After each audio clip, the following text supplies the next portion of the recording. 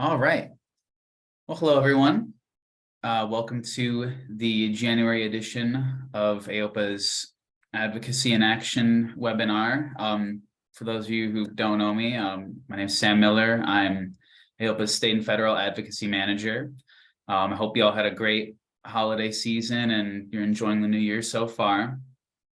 I thought I'd take today's webinar to talk a little bit about the OMP PAC. I know some of you are probably aware of the OMP PAC, but you may have some questions about what it is or why we have one here at AOPA. So I thought I'd take some time to answer some of those frequently asked questions. And at the end, we can kind of discuss any questions that you may have.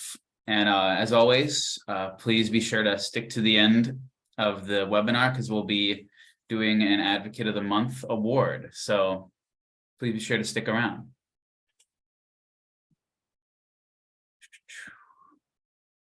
All right. So what is the OMP PAC? The OMP PAC is a nonpartisan political action committee of AOPA. It's called, AOPA is considered the connected organization in this case. And the OMP PAC allows AOPA members to pool personal voluntary financial contributions to back candidates seeking federal office who support issues important to orthotics and prosthetics. So a little bit of background on kind of the history of PACs. They actually started in the 1940s from the labor movements. Congress passed a law that prohibited unions from directly contributing to political campaigns. So I believe one of those unions started a PAC, and then they kind of grew from there in the union space. But in the 1970s, there was kind of a flurry of campaign finance reform laws, and those allowed corporations, trade associations like AOPA, and other groups to form PACs as well. So that's kind of why these are around. And I can kind of go into why we have one next. So the OMP PAC, it really gives the OMP field a unified voice to influence policy decisions on the collective level. And those decisions have a daily impact on the lives of our members and the patients that they serve. So we kind of are able to influence these decisions in a few ways. The PAC's activities, they provide a increased access to members of Congress. Contributions from the PAC are mostly they're almost like tickets to fundraisers essentially, and those provide opportunities to speak with members of Congress one-on-one to let them know about the issues that the OMP field cares about. And that kind of leads me to my next point, is that the PAC really increases the recognition of OMP on Capitol Hill and with members of Congress. OMP is a pretty niche field, so having the ability to speak with legislators face to face and let them know what the field is and why it's important for the people that we serve is very important. The OMP PAC, it really helps to ensure the re-election of our supporters in Congress. As you know, campaigns cost money. So when their campaigns are assisted, members of Congress are able to stick around and maintain their ability to support the bills that are favorable to the field and to patients. And on another level, this is where the kind of the collective aspect of a PAC comes in. Combining these individual contributions really does make a larger impact. If, for example, I was to give $100 to a Senate campaign, the senator might not reach out to me individually to ask what my interests are and how my interests can be met by the senator's kind of policy priorities. But if 100 people as a part of AOPA give $100, then the politician or the senator is more likely to listen to our needs because it's kind of at a collective level.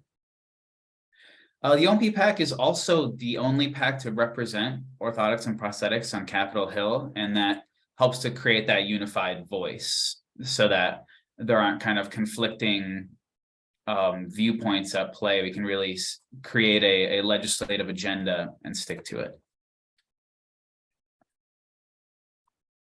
So who can contribute to the OMP PAC? So there are a number of regulations around this. The OMP PAC is only permitted to solicit voluntary personal contributions from salaried executive and administrative personnel of our members. And we can only do that after we receive the organization's authorization to do so. Now, some of you may have received emails from me saying your AOPA your OMP PAC authorization is either expired or we don't have one on file, and that's where that comes from. And this stems from the pretty stringent requirements that PACs have to remain within campaign finance laws.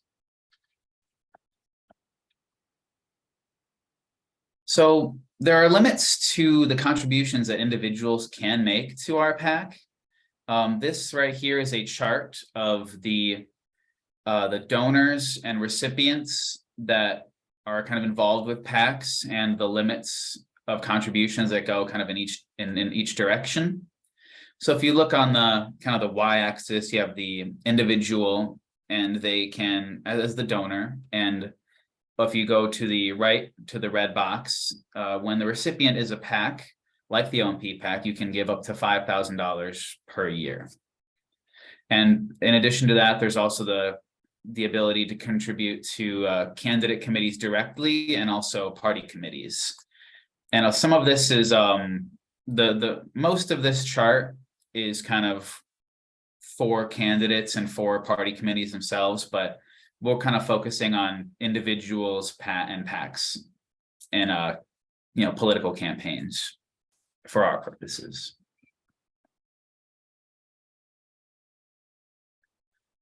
There are a number of factors that help the OMP PAC decide who we are going to contribute to in terms of political candidates. It's kind of a holistic view that combines all of these factors.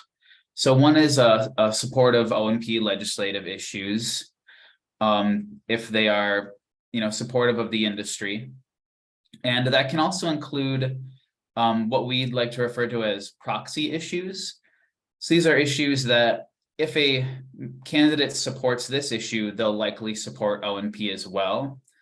A few of those examples would be something like support of legislation that helps patients with diabetes or elderly patients. Those would be two great examples of issues that if a candidate supports this, they'll probably support OMP. Another factor that we kind of take into account are committee assignments. Now, when bills are introduced, they're assigned to a committee, and typically for OMP laws or bills, they're assigned to the Ways and Means or Energy and Commerce committees in the House or the Finance Committee in the Senate. And if we want to dig more into kind of veterans and military issues within OMP, there's also the Veterans Affairs and Armed Forces committees that are on both the House and the Senate side. More in a more simple sense, bill sponsorship and co-sponsorship is also a factor. If you support a bill that we support, then we're more likely to contribute to campaigns. And then finally, we have constituent relationships, because this really helps to build individual relationships with legislators. For example, if there's a candidate that we're looking to support who has a personal relationship with an AOPA member, we can have that member tag along to a fundraiser as sort of a +1, and they can, use their kind of personal relationship with this legislator to speak more kind of intimately about the issues that affect them in their business and their patients.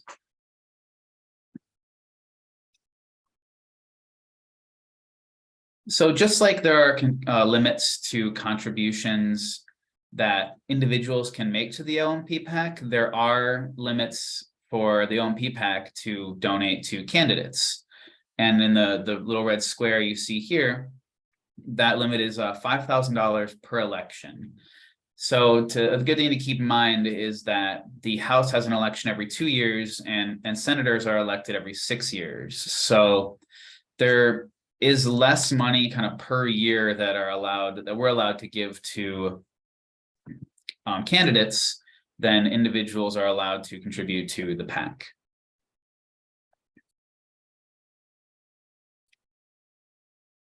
So another kind of important aspect of PACs are kind of the reporting activities that we have to go through. So the OMP PACs activities are really regulated at a high level by the Federal Election Commission, and they have to be reported on a regular basis. And some of these activities are the contributions that individuals make to the PAC, the contributions that the PAC then makes to political campaigns, the PAC account statements, because under this law, the OMP PAC's accounts must be separate from those of AOPA, its connected organization. We also have to report lobbying expenditures. An example of that would be any lobbyists that we have contracts with. So for example, we work with Alston and Bird frequently, and any contracting payment that we would have for them would be reported to the government. And then also it kind of digs deep enough even to go into the lobbying issues of interest. So for example, on a form, you might say, in the first quarter of this year, we lobbied on the Medicare OMP Patient-Centered Care Act, the Hannah Vankera Service Act, and the Wounded Warrior Workforce Enhancement Act. And so it really digs in deep, and there is kind of sometimes there's a misconception that PACs are the source of kind of dark money in politics that's not, regulated or known, but PACs specifically are very highly regulated, and you can find information on all of this in this kind of information and these reporting categories through the government. And so that was pretty much a high level kind of overview of what the PAC is and why AOPA has a PAC in the first place. If you'd like to know more information about the PAC, you can feel free to shoot me an email at the address on your screen right now. And if anybody has any questions, feel free to let me know.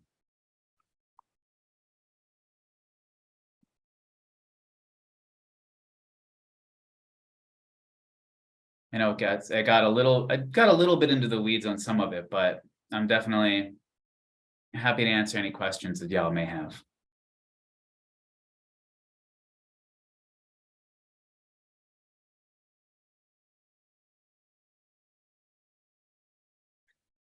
Okay. Well, I'm glad that I was able to kind of cover this topic. I think that PACs are very important, and I think it's important that people know what the PAC is. Absolutely. So if there are, oh, Mark, that's a great question. Mark asked when the policy forum will be. We haven't locked down dates quite yet. For the policy forum, a lot of it is dependent on the congressional calendar, but now that that's available, we've been kind of looking at April, May, I would say, as a general ballpark. I don't want to make any guarantees, obviously, because things change, but hopefully that will give you a general idea of when you can come into DC.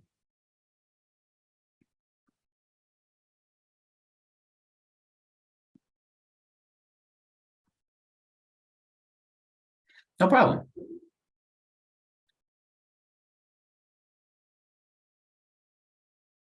Well, if there are no other questions, I'd be happy to talk about the winner of this month's Advocacy in Action, or Advocate of the Month contest.